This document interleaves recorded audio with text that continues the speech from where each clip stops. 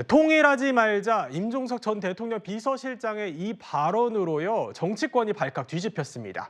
임종석 전 비서실장의 이 같은 주장은 최근 북한의 기조와는 무관치 않다는 해석도 나오고 있는데요. 먼저 화면으로 보시죠. 동남 관계는 더 이상 동족 관계, 동질 관계가 아닌 적대적인 두 국가 관계. 통일하지 맙시다.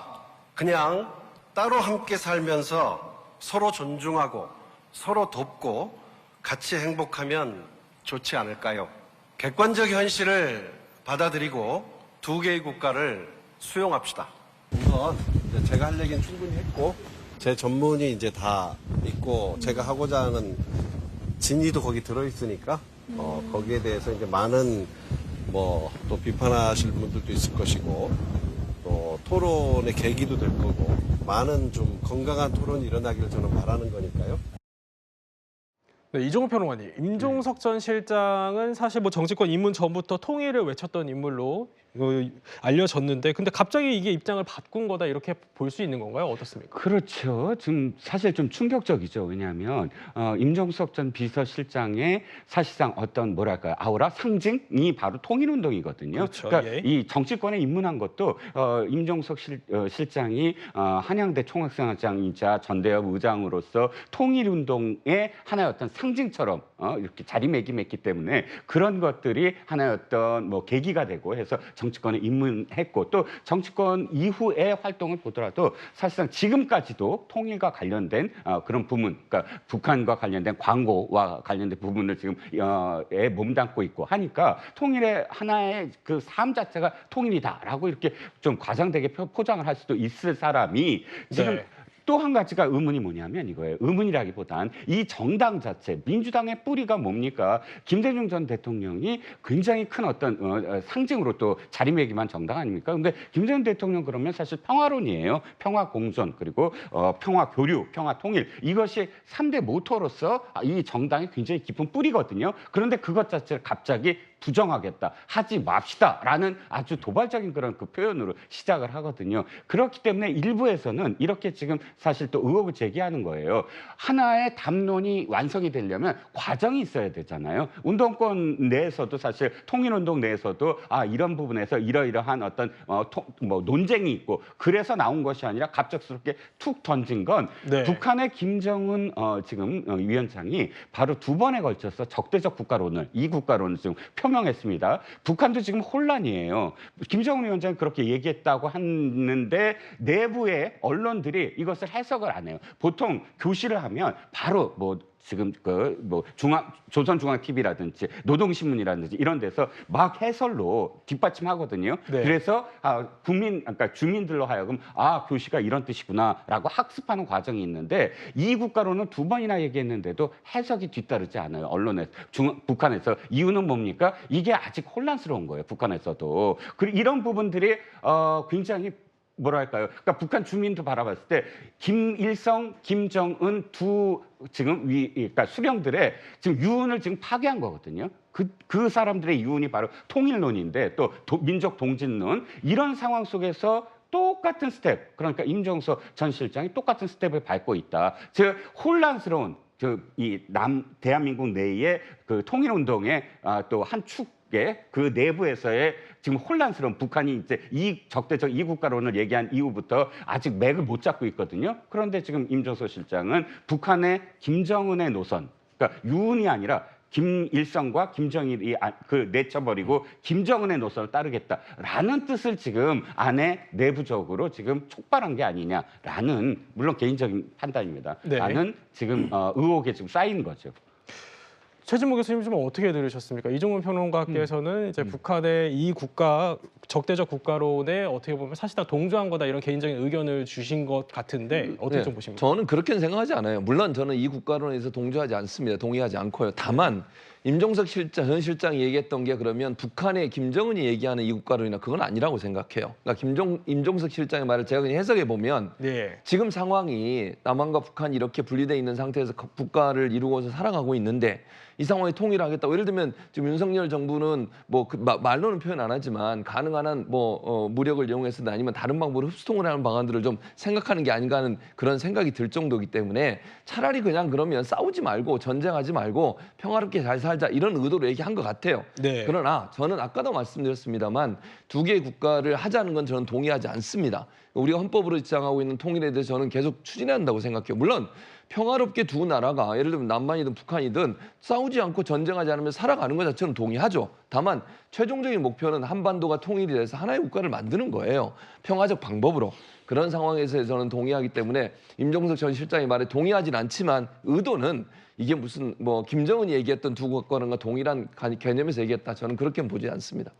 그런데 임종석 전 비서실장은요, 그제 기념사에서 이 한반도 전체를 영토로 한 헌법, 국가보안법, 통일부 없애자 이런 주장을 하기도 했습니다. 김수민 평론가님, 이 주장은 또 왜 나온 겁니까?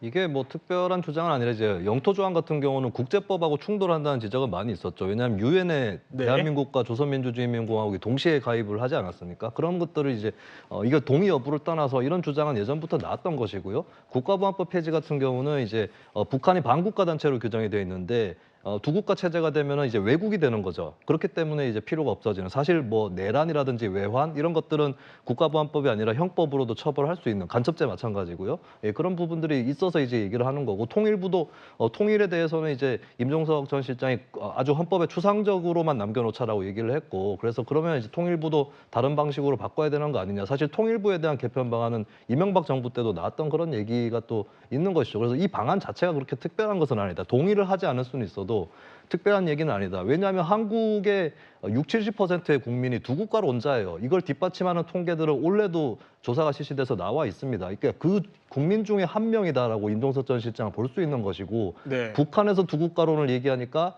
임종석 전 실장도 두 국가론을 얘기하고 고로 임종석은 북한 편이다. 이런 이상한 3단 논법을 펴면 안 되는 게 국민들도 두 국가론에 동의하는 분들이 많이 계시고 윤석열 대통령도 지난해 연말에 계속해서 북한을 나라라고 지칭합니다. 심지어 국방부 자료에 북한을 국가라고 지칭한 자료도 있어요.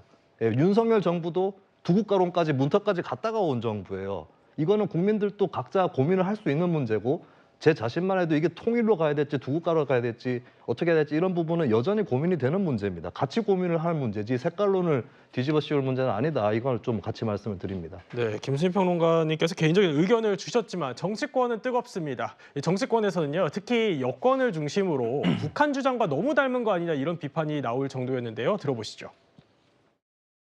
임종석 전 의원은 늘 발언이나 행동의 맥락을 보면은 북한 주장하고 닮아도 너무너무 닮았다.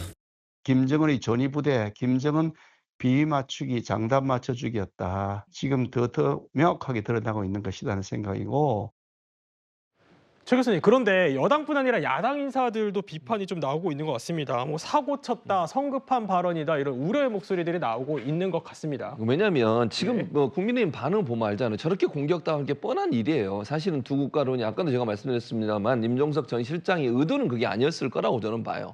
그러니까 두 국가에 대해서 평화롭게 그냥 잘 살자라는 의도로 얘기했겠지만 그 단어가 주는 파급력이 크잖아요. 그러다 보니까 이게 이제 여당에서는 야당을 공격하는 그런 소재로 사용할 가능성이 있기 때문에 네. 그런 부분들을 우려해서 너무 성급한 표현을 했다는 얘기를 하고 뭐 아까 이제 헌법 얘기도 했지만 개헌을 또 일정 부분 해야 되는 상황도 일어나지 않겠습니까? 그런 부분에 대해서 논란이 커지게 되면 이 사안이 사실은 다른 여러 사안들을 빨아들이는 이슈로 사용될 가능성이 있어요. 예를 들면 윤석열 정부의 뭐 여러 가지 실정들 이런 부분이 좀 부각이 돼야 되는데 이런 부분들이 하나가 돼버리면 이 정치 이슈보다는 이념 이슈가 돼버리는 거잖아요. 이렇게 됐을 경우에 민주당이 무슨 도움이 되겠냐 이런 판단인 것 같고요. 그래서 정동영 의원도 여기에 대해서 뭐 사고를 쳤다 이런 표현도 했고 박지원 전 원장 지금 민주당 의원이시죠. 이분도 지금 현실 정치인의 발언은 성급하다는 얘기를 했는데 네. 저는 개인적으로 그렇게 생각합니다. 민주당 내에서 이 발언에 대해서 성급하다고 판단하는 부분이 좀 많이 있다고 생각해요. 어쨌든 임종석 전 실장이 갖고 있는 어떤 정치인으로서의 무게감을 본다고 하면 물론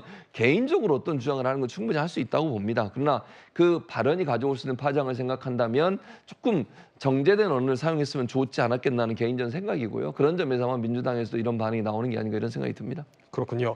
근데 홍석주 전 의원, 네. 이런 발언이 뭐 일각에서는 어차피 남북 관계가 지금 상황에서는 개선될 기미가 보이지 않는데 그래도 현실적인 발언 아니냐 이런 주장들도 나오고 있는 거는 같습니다. 어떻게 보십니까? 예, 일부 이제 그 좀 젊은 세대를 중심으로 해서는 사실 통일이 필요하냐, 특히 이제 통일 많은 비용이 있기 때문에 네.